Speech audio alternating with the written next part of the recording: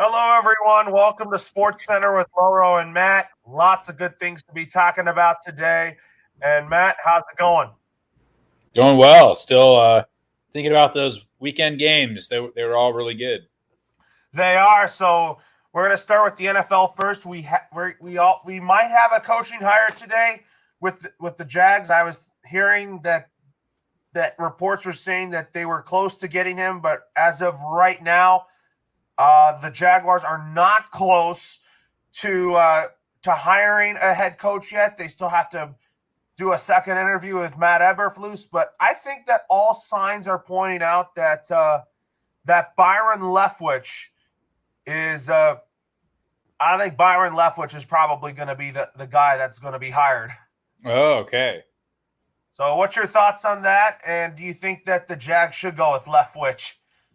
Well, I think it'd be a good hire. But yeah, we'll have to wait to see what actually happens.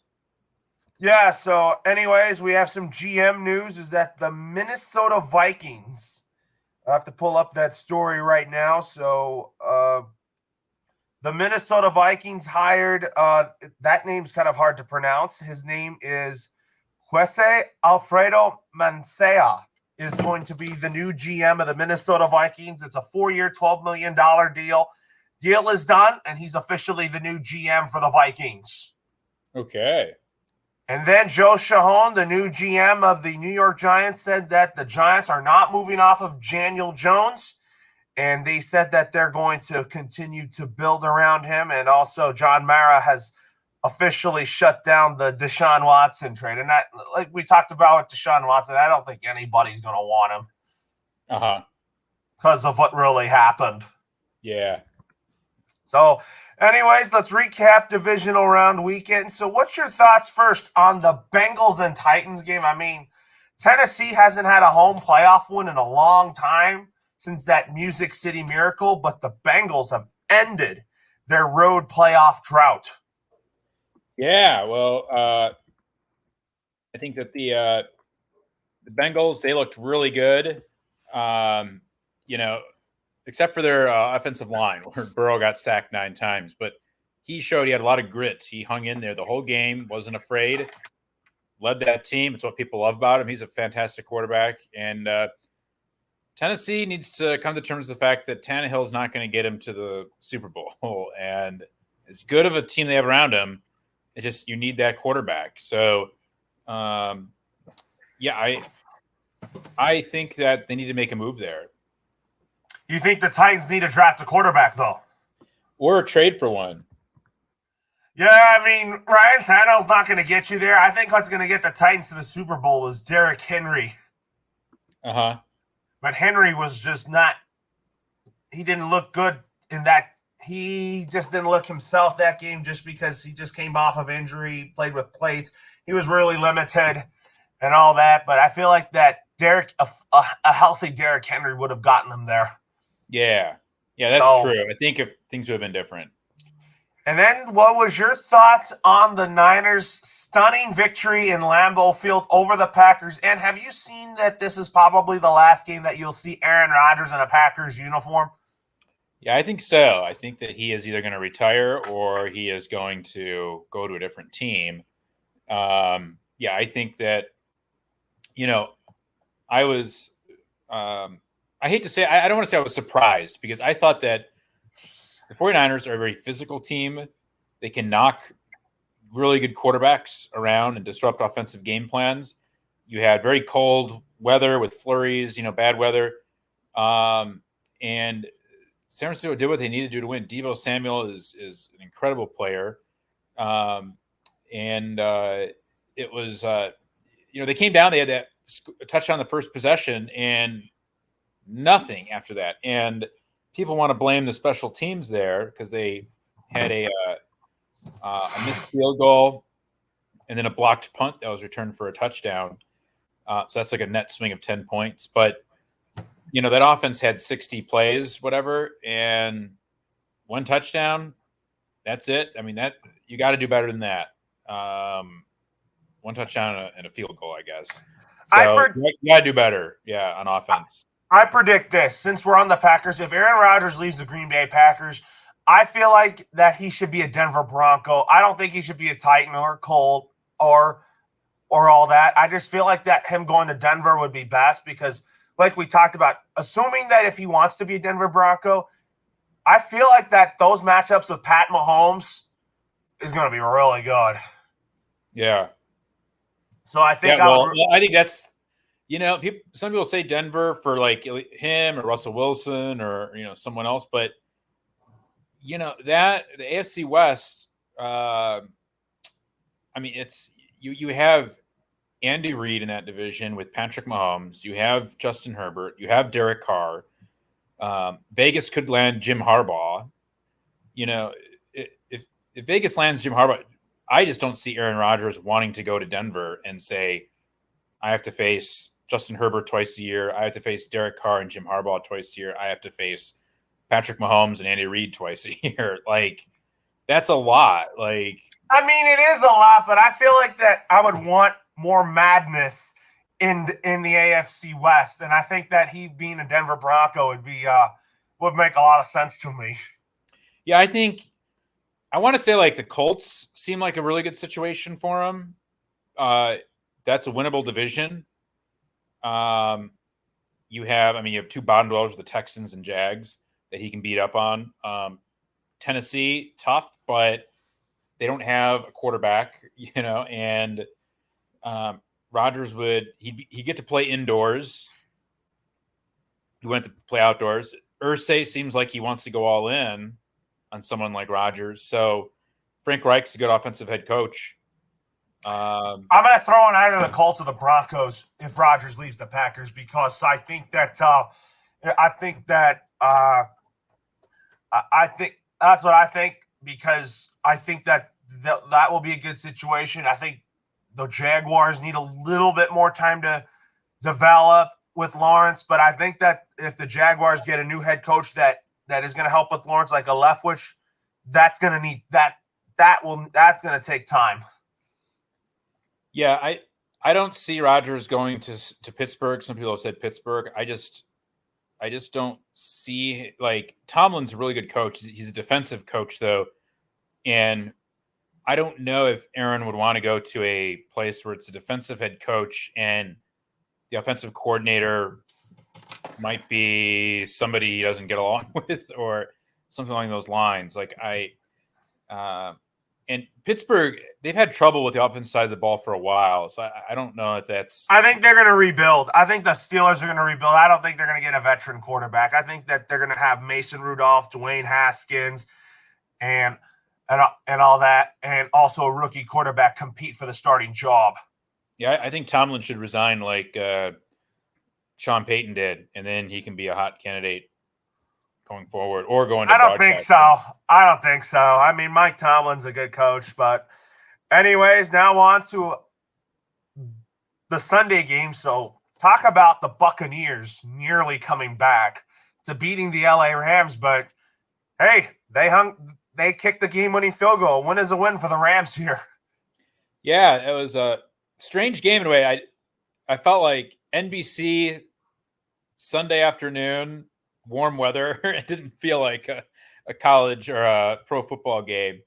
But yeah, it was a very entertaining game at the end. It was kind of the Buccaneers looked like they're completely out of sorts, which I think that's expected.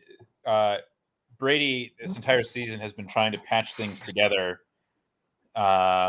with injuries and guys being out for this and that.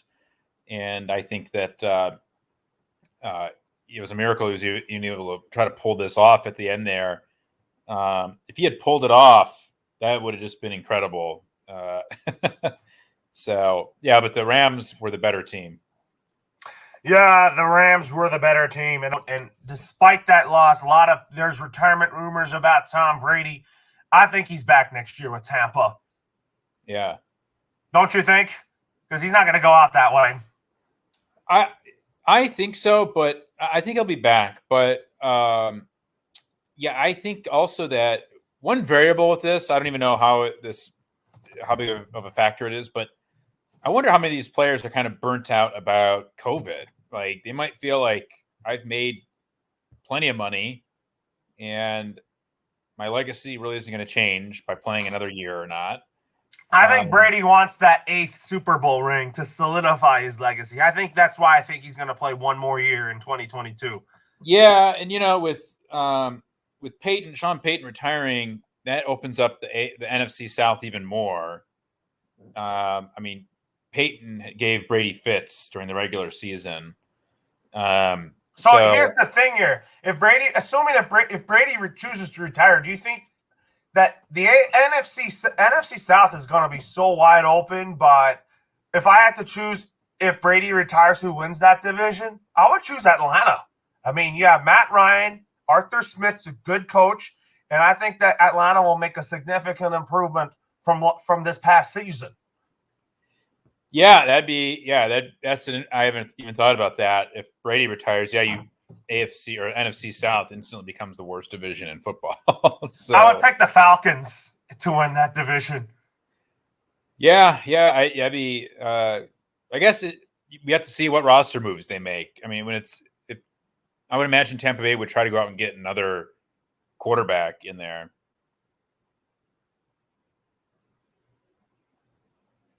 Yeah, so anyways, with that being said here, now we'll talk about the last of the divisional round games. That was a classic.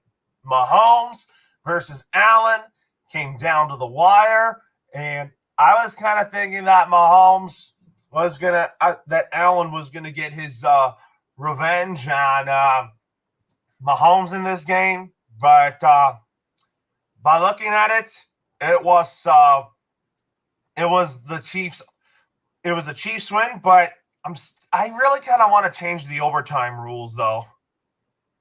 Yeah, about the overtime rules, what's interesting is I've been kind of in favor of them, where it's like, well, you have to have a defensive stop. You need it because you can. They're better than the old rules, where it's just like a field goal could win it. That needed to change. One thing I'm worried about, though, is these games are very rough and tumble, and you can have a big injury. And just wear out your players. So the next playoff game they go to is, they're going to be a lot weaker and maybe injured going into that game.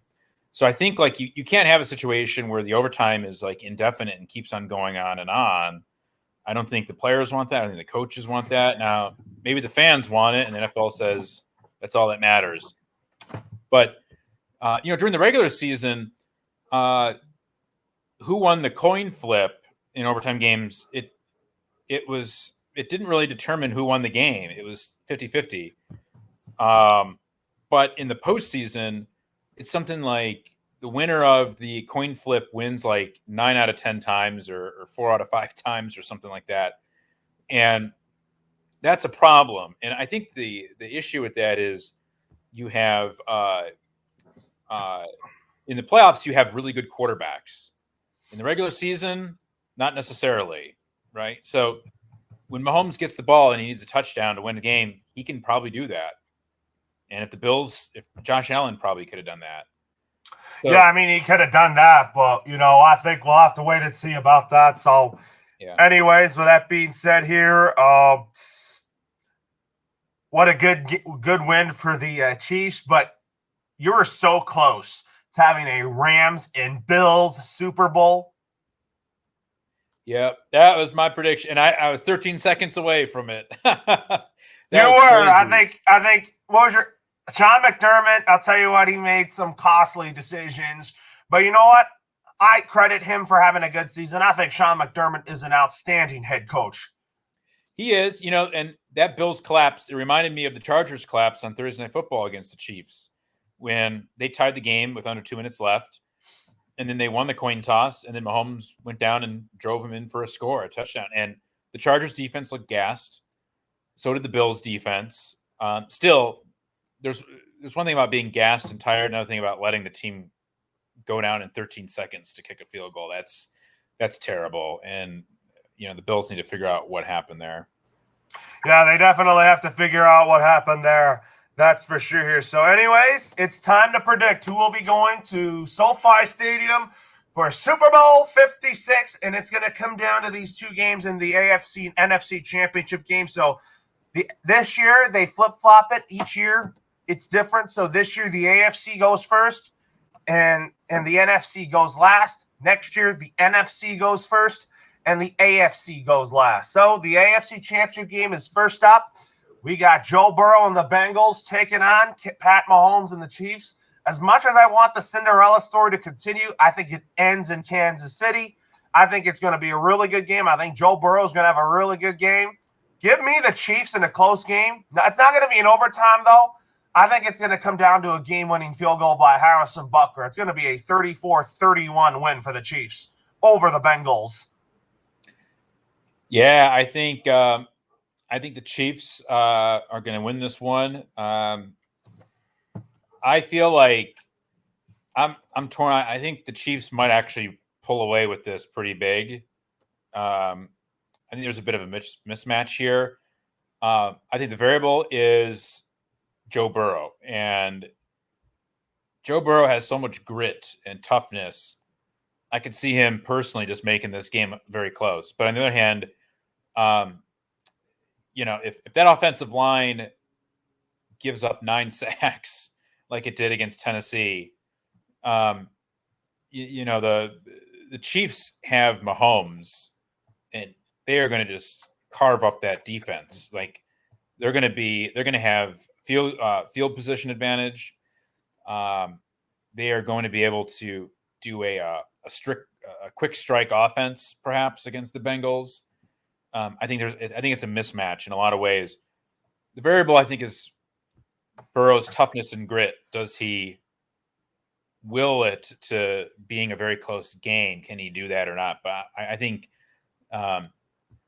Chiefs big win here. I'm going to say 38-24. All right, so now let's go to the NFC side. So the Niners kind of remind me of the 07 Giants, but I think that their story kind of ends in SoFi, and I think it's not going to be like a blowout. Kyle Shanahan owns Sean McVay, and I think it's the third time's the charm. I want the Rams to win this game, and I think the Rams will beat the Niners. It's not going to be an easy game. I think this will be low scoring. I think it's going to be 17-14 Rams. Yeah, I think, it's incredible that the Niners in their last 6 games are 6-0 against the Rams, and they've swept this season series as well, obviously. McVay, the only time he's lost after having a halftime lead was last week of the season when they were up 17 or 20-3, was it, against the 70-3 against the Niners, and they ended up losing. I will say that I just find it difficult to bet on the Niners beating the Rams 3 times in one season. That's kind of hard. Yeah, it just I don't see them doing it. And unlike in Green Bay, there's not going to be a weather issue where you can muck up the other team's offense in cold weather and flurries and to add to your really good game plan. So I think that I like you. I think this is going to be low scoring. And also I think Jimmy G, he hasn't looked good his last 2 games, but they've won anyways, right? So I think the Rams are just going to overpower him finally. I say the Rams win. I'm going to go with 28-14. And our both Super Bowl picks are going to be the Rams and the Chiefs. So assuming that's the matchup, who do you want to favor in this one? Do you think you would want to favor KC, or do you think it'd be the Rams year? That's a good question. I don't know. I don't know. Because you're going to have to go back to the 2018 game when the last time these two teams played in the regular season. It was a Monday night at the Coliseum. That game was supposed to be played in Mexico City. It was a Monday night at the LA Coliseum, and it was the game for the ages when they scored 50-plus points for both sides. Yeah, they're going to be hyping this thing up for 2 weeks. There'll be a huge audience for this. It'd be Stafford versus Mahomes. Yeah, I mean, I might say Chiefs by a point. But that'll be interesting to see what that line is, because I think these are going to be two very evenly matched teams. And it's going to be, if that happens, it'll be a very exciting Super Bowl. Oh, it's going to be an exciting Super Bowl. It'll be the Rams having to be it will be the second team to play in their home stadium for the Super Bowl. It happened with Tampa last year. It could happen again. Yeah. That's what I kind of think here. So, what was your thoughts on Sean Payton stepping down as the Saints head coach? I kind of thought it was a surprise to me. I mean, I thought that he was going to help the next quarterback in the post-Drew Brees era. I mean, I like Taysom Hill. I think he's going to be a factor in that offense. I just think that the Saints need to draft a quarterback in this class, and I feel like that if they hire like a Kellen Moore and all that, a rookie head coach with a rookie quarterback, that could really help. Yeah, I think so. It'll be interesting to see who they go with, and it's interesting to see how desirable the Saints' job is for candidates. I mean, I think you have pretty good ownership there. I think you have. Oh yeah, Gail Benson's a really awesome owner, and I think the succession plan after Mr. Tom Benson's death has really worked with Gail controlling the team. Yeah, and I think, I just think that I think they'll go with probably an offensive-minded head coach because they'll want someone to hype up or build up whoever they get their quarterback. I heard also that my initial instinct was like, Jerry Jones, he should maybe move off of Mike McCarthy and bring in Sean Payton. I mean, they have good ties. Sean Payton maintains residence in Dallas. He used to be a coordinator and work under Bill Parcells. He's friends with Jerry Jones. But it looks like he wants to go into media. That he doesn't want to retire. He doesn't want to coach, at least next year. He wants media. So he could be really good as a media person. I think the dream team for Thursday Night Football on Amazon Prime will be Al Michaels, Kurt Warner, and Sean Payton, even though that there were rumors about Al Michaels and Troy Aikman teaming up together. Yeah.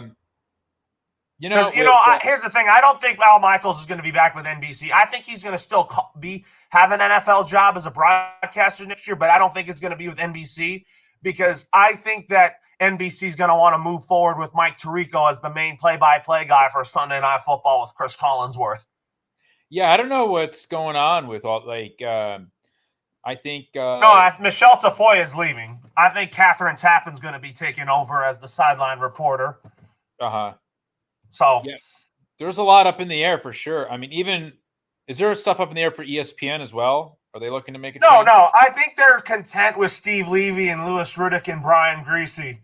But Al Michaels is also rumored to return to ESPN for Monday Night Football because the Super Bowl will be there in 2026. But I feel like that Al Michaels will probably be doing Thursday Night Football on Amazon Prime.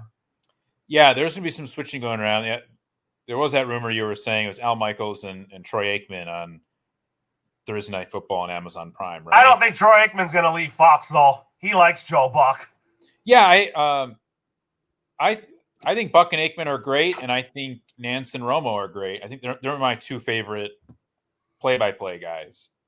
Yeah, I think Al Michaels. Don't pair with Troy. Don't lure Troy Aikman away. I just want this dream team: Al Michaels, Kurt Warner, and Sean Payton as a three-man team for Thursday Night Football, kind of like the Monday Night Crew with Steve Levy and Louis Riddick and Brian Greasy. Yeah, maybe they should bring back Brent Musburger. Oh no, he's with the Raiders. He does the Raiders radio network. So, who I think's the next head coach of the Saints? I predict it's Kellen Moore. Okay. Because I changed my mind. I had Brian Flores now going to Houston. I have Todd Bowles going to Minnesota because of his New Jersey ties with the Wolf family and all that. So I think that could happen. But anyways, speaking of GMs, the Bears, however, they hired Ryan Poles, who is a Chiefs executive. He's a former player for the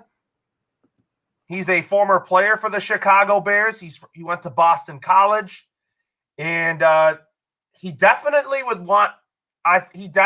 has Brian Flores on his radar because Brian Flores played at Boston College with Ryan Poles.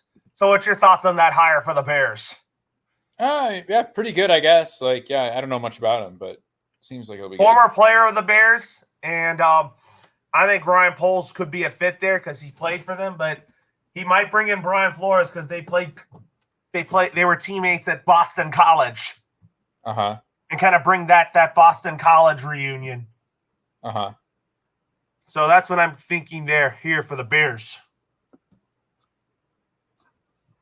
So, anyways, let's talk some basketball here. So, it was a year ago today that Kobe Bryant and Gigi and other victims that were involved in that helicopter crash had passed away. If you could remember what you did that day, what did you do that day when that happened? I remember just being in my apartment, and all of a sudden, I think I was getting texts, or I was texting people about it, and I think I got in from working out, and that was crazy. What about you? Where were you? I was just waking up that day, and I turned on the Pro Bowl, and Joe Testator and Booger McFarland were calling that game. And they kind of reflected on it and how sad they were. I'll tell you that. Yeah. So, anyways, we have news with the Lakers. The Lakers they're going to sign Stanley Johnson to a 2-year deal, including a team option for the next season. I think that's a good deal. I think Stanley Johnson has been an important piece to the Lakers, and I think that he's been a spark plug to them offensively. Yeah. What do you think of that move? I mean, I think it'll help a little bit. We'll see what else it does, though. Yeah, we'll see about that. So yesterday, the Lakers, however, they beat the Brooklyn Nets. They got revenge on the Nets after their Christmas Day loss. What was your takeaways on that game yesterday? I was surprised.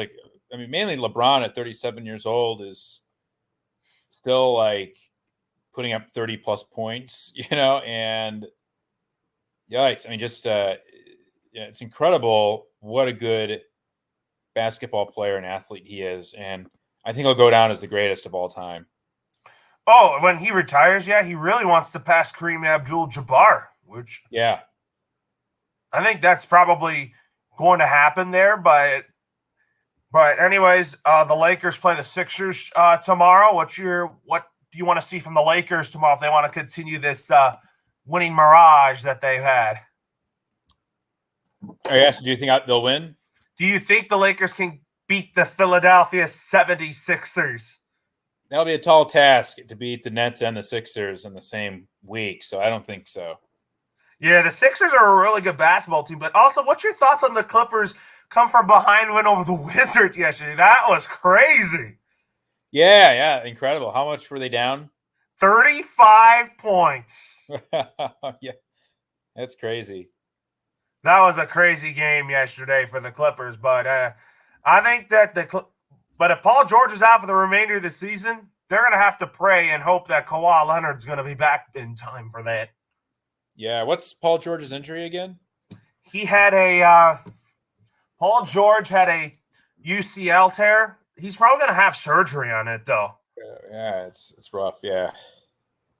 So, anyways, so talk about your Detroit Pistons here. So the Detroit Pistons, however, yesterday, they lost to the Denver Nuggets. What's your thoughts on that?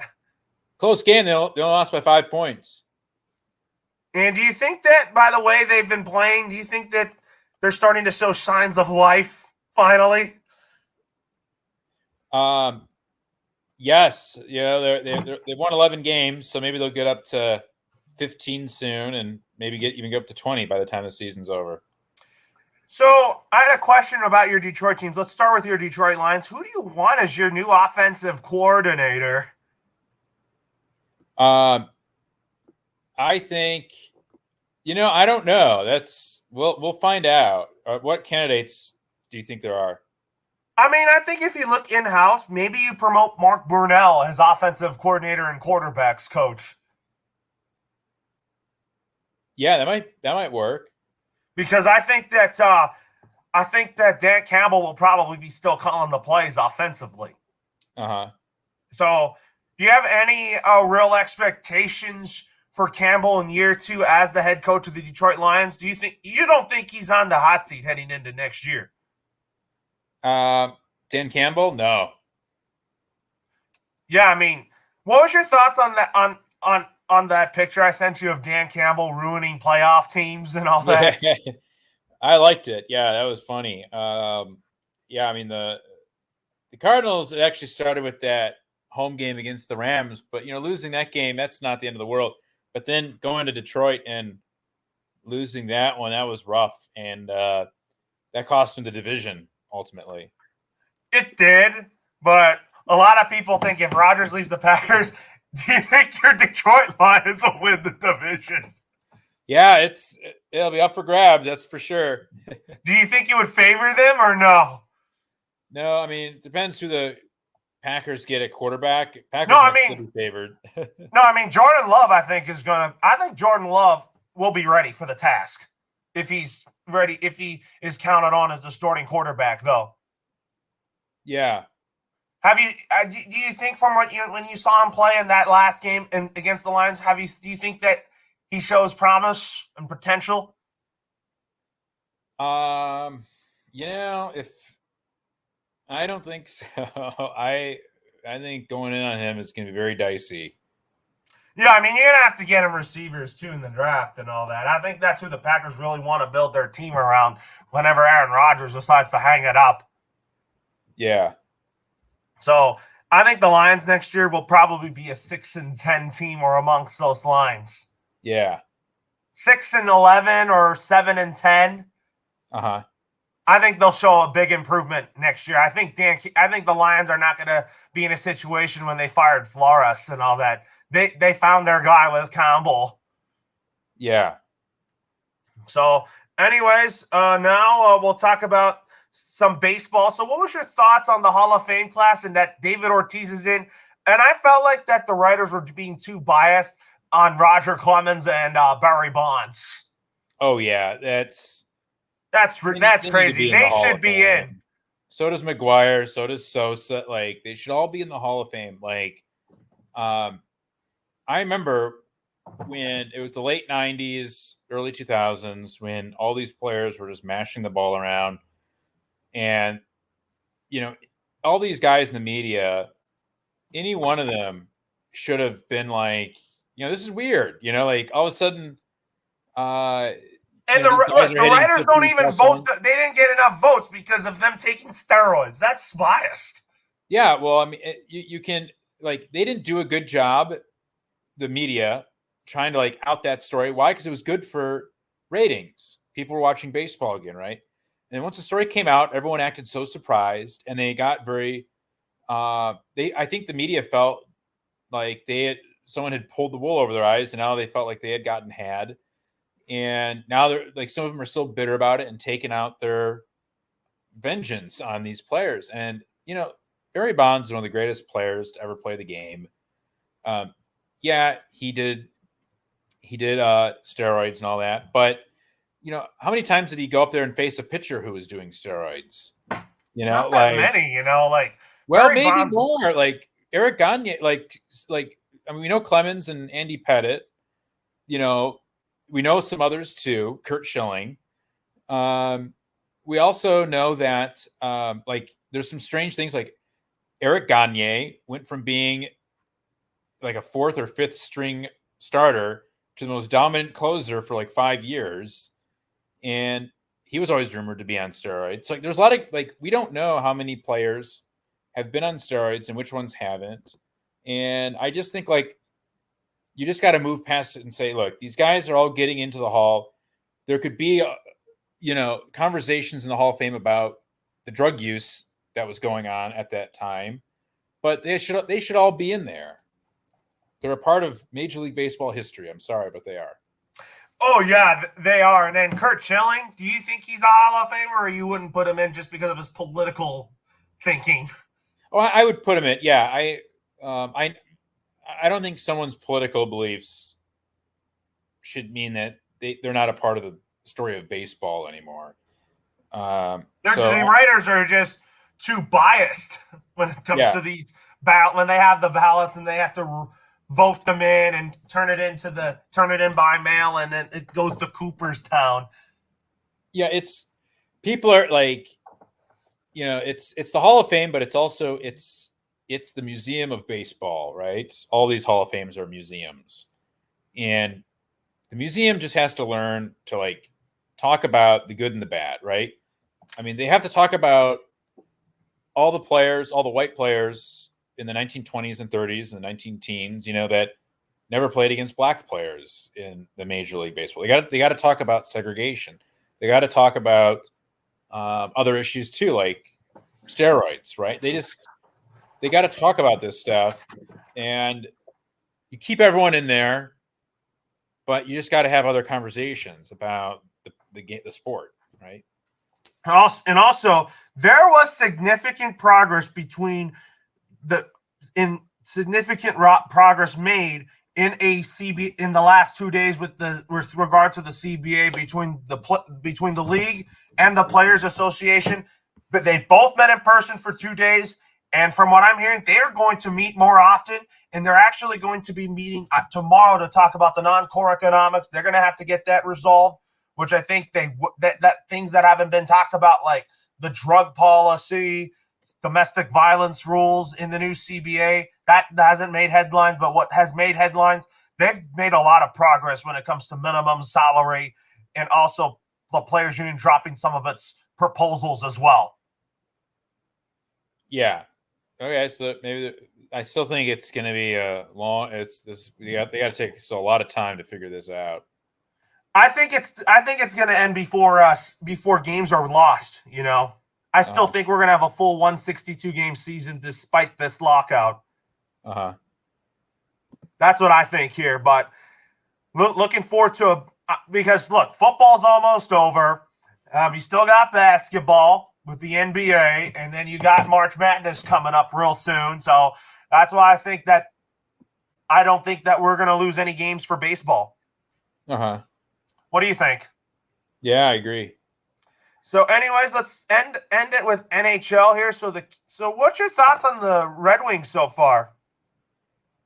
Yeah, well, they're hanging in there, and they still have a lot of exciting games, they're involved in, but hopefully it's just this season, if they make the playoffs, that's icing on the cake, but they've been playing really hard, and I'm looking forward to watching the young guys keep on playing. They actually play the Chicago Blackhawks tonight, and they're 18-18. TNT. And both of them were division rivals at one time. Yep. It's on TNT, the game. What do you expect from tonight's Red Wings game? I mean, this team has 42 points. The Chicago Blackhawks are 8th in the West, and they're nowhere near playoff. They're nowhere near playoff bound. Yeah, well, they've had a lot of issues this season for sure, and yeah, they're not going to be in the playoffs. And what about the Red Wings? I don't think they'll make the playoffs, but they'll be close. Yeah, they're right now. They're way behind the Boston Bruins in points. So they have 42 points right now. So you're thinking that they're going to be close point wise, though. The records don't matter in hockey. It's based on your point total. Yep. So the Kings, however, they've been quite surprising here. And what are your thoughts about them and the Ducks catching Vegas? Yeah, I mean, the Ducks their young rookies are outstanding too, and they are the Ducks are a big surprise story. I'm rooting for them for sure. And then the Kings, I mean, they've been playing really good hockey as of late. But before we also end it here, when we go back to baseball here, after the lockout ends, who do you think is going to be active in the free agent market? Do you think you want to see the Angels? Do you think the Angels will be better in 2022 with Syndergaard? Do you think that they need to get another pitcher or two to challenge the Astros? Yeah. I think they do. And what about – I think the Angels – Syndergaard's going to help, but I think they're going to need more than Syndergaard, though. Their offense is going to get them there. I think Joe Madden's a good manager and all that, but I think the Rangers are going to take a huge leap. I think this AL West is going to be really tough. Uh-huh. And I think the A's are good, but I think the A's are going to drop down a bit because I think Seattle's going to make big strides. Uh-huh. So, anyways, Matt, I will talk to you next week to recap the AFC Championship game and all that, and we'll talk about who's going to win the Pro Bowl in a few weeks. Okay, I'll talk to you then.